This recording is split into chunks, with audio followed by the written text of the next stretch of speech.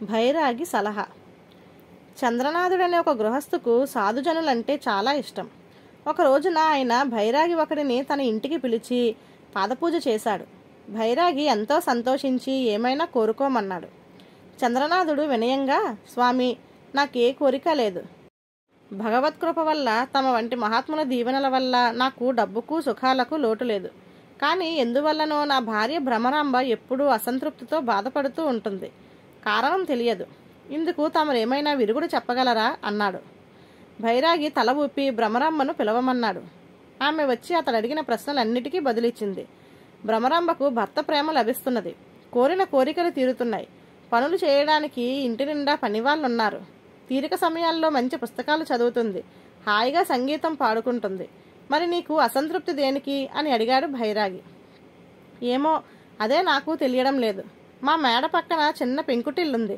అందులో వీరభద్రుడనే ఆయన ఉంటున్నాడు. ఆయన కుటుంబానికి అతి కష్టం మీద రోజులు గడుస్తున్నాయి.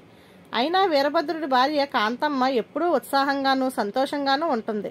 అంతా పూర్వజన్మ సుకృతం అనుకోవాలి అన్నది భ్రమరాంబ. భైరాగి ఒక క్షణం ఆలోచించి, తన కోసమే బ్రతికే మనిషికి తృప్తి ఉండదు. కాంతమ్మ తన కోసం ప్రతిఫలం లేకుండా కష్టపడడం వల్లనే ఉత్సాహంగానూ ఎంతో తృప్తిగానూ ఉంటుందనుకుంటున్నాను.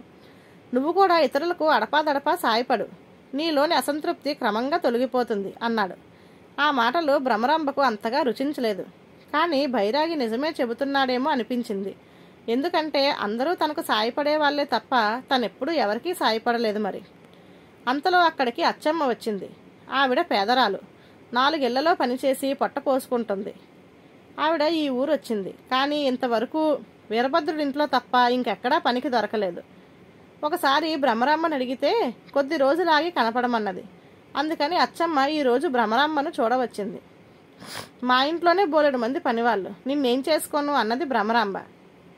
అచ్చమ్మ వెళ్ళిపోతుంటే భైరాగి ఆపి, నువ్వు వీరభద్రుడింట్లో పనిచేస్తున్నావా? వాళ్లకు డబ్బుకు ఇబ్బంది కదా, వాళ్ళు డబ్బుకు ఇబ్బంది పడుతూ పని మనిషిని కూడా పెట్టుకున్నారా అని ప్రశ్నించాడు. దానికి అచ్చమ్మ, అయ్యా, ఎవరైనా ఉట్టినే డబ్బు సాయం చేస్తే నేను తీసుకోను.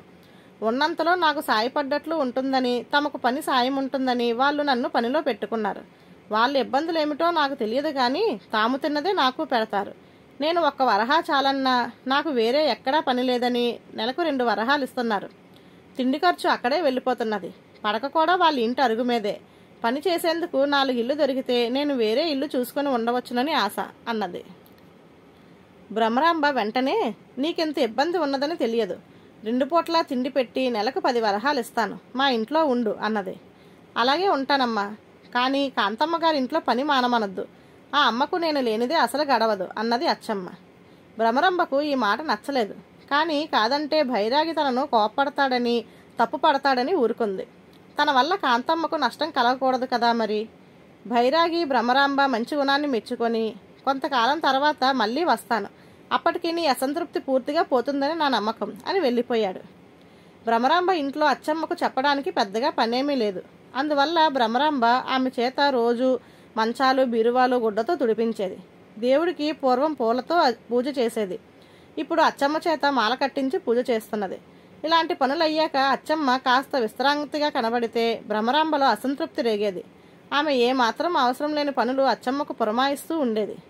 వీధి చివర డాబా ఇంట్లో ఉన్న రమణయ్య గారి భార్య శకుంతలమ్మ వియంకుల ఇంటి నుంచి తిరిగి వచ్చిందో లేదో చూసి రమ్మని, పెరట్లో కాకి ఒకటే పనిగా అరుస్తున్నది, దాన్ని తోలమనో, వీధిలో ఆ గోలేమిటి, ఎవరైనా దెబ్బలాడుకుంటున్నారా, కాస్త కిటికీలో నుంచి తొంగి చూడమనో, ఇలాంటి అనవసరమైన పనులు అచ్చమ్మకు చెబుతుండేది.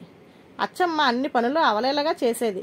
అయితే ఆమె కాంతమ్మ ఇంట్లో ఉత్సాహంగా ఉండేది. భ్రమరాంబ దగ్గర నిరుత్సాహంగా ఉండేది. మాట వరసకు కూడా అచ్చమ్మ కాంతమ్మ గురించి తప్పుగా అనదు, అసలు ఏమీ అననివ్వదు. ఇదంతా చూసి భ్రమరాంబకు అసంతృప్తి మరింత పెరిగింది. కొంతకాలానికి భైరాగి తిరిగి వచ్చి సంగతి తెలుసుకున్నాడు. అచ్చమ్మ ప్రవర్తనకు కారణం తెలుసుకునేందుకు అక్కడ నుంచి కాంతమ్మ ఇంటికి వెళ్ళాడు. అక్కడ పరిస్థితి స్వయంగా తెలుసుకొని తిరిగి వచ్చాక భ్రమరాంబ ఇంటి పరిస్థితిని గమనించాడు. అంతా శ్రద్ధగా చూస్తున్న భ్రమరాంబ భైరాగిని, తేడా ఏమైనా తెలిసిందా స్వామి అని అడిగింది. అందుకు భైరాగి, కాంతమ్మ ఇంట్లో పని ఎక్కువ. అయితే ఆమె అచ్చమ్మ చేత అవసరం మేరకు మాత్రమే పని చేయించుకుంటుంది. వాళ్ళింట్లో మంచినీళ్ళు తాగితే లోటాను నీళ్లతో తొలుచుకొని మళ్ళీ వాడతారు తప్ప ఎప్పటికప్పుడు పని మనిషి తోమమనరు. తాము పని చేసేటప్పుడు ఎలా ప్రవర్తిస్తారో పని మనిషి విషయంలోనూ అలాగే ప్రవర్తిస్తారు. ఆమెను తమలో ఒకటిగా భావిస్తారు. జీతం ఇవ్వడం వరకు మాత్రమే ఆమె పని మనిషి, అందువల్ల అక్కడ ఆమె ఉత్సాహంగా ఉంటుంది అన్నాడు. నేను మాత్రం దానికి తక్కువేం చేశాను అన్నది భ్రమరాంబ ఎంతో ఉక్రోషంగా. ఇంకా అర్థం కాలేదా? వాళ్ళు పని ఉందని పని చేయించుకుంటున్నారు, నువ్వు పని మనిషి ఉందని పని చేయించుకుంటున్నావు, రెండింటికి తేడా లేదు అన్నాడు భైరాగి మందలింపు ధోరణిలో. భ్రమరాంబకు తన తప్పు అర్థమైంది. ఆమె ఏదో అనబోయేంతలో భైరాగి, నీ అసంతృప్తికి కారణం అసూయ.